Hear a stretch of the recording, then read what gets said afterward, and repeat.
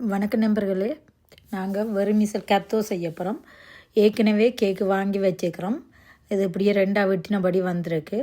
அதை வாங்கி அதுக்கு மேலே நாங்கள் இப்போ சீனிய சிறப்பை விட்டு வடிவாக பூசுவோம்.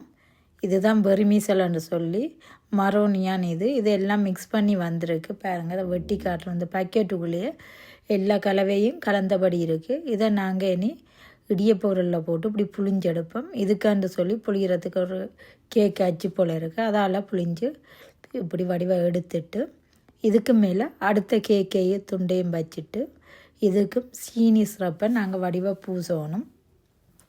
நல்லா எல்லா பக்கமும் பிரலில் போல் நாங்கள் பூசி எடுப்போம். பாருங்கள், வடிவாக எல்லாம் பூசி எடுத்துட்டோம். இதுக்கு மேலேயும் இனி நாங்கள் இந்த வெறுமிசல் களியை பூச போகிறோம்.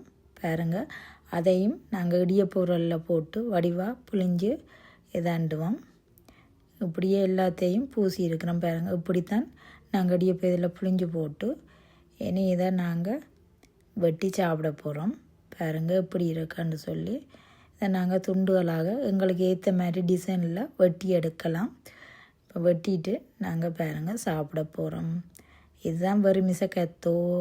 இதை இப்போ நாங்கள் டேஸ்ட் பண்ணி பார்க்க போகிறோம். அதோட கோப்பி ஊற்றிக்கொண்டு வச்சுருக்கிறோம். பாருங்கள், உண்மையிலே இது நல்ல டேஸ்ட்டாக இருக்குங்க. செய்தபடி இருக்குது. இது நாங்களாயும் செய்யலாம். இது ஒரு துண்டை இப்போ எடுத்து டேஸ்ட் பண்ணி பார்ப்போம். உண்மையிலேயே சூப்பராக இருக்குது. இதோட கோப்பியும் குடிக்க நல்லா இருக்கும். உங்களுக்கு இந்த வீடியோ பிடித்திருந்தால் லைக் பண்ணுங்கள், ஷேர் பண்ணுங்கள், சப்ஸ்கிரைப் பண்ணி பெல் பட்டனை அமர்த்துங்கள். மீண்டும் அடுத்த ஒரு காணொளியில் சந்திப்போம். நன்றி, வணக்கம்.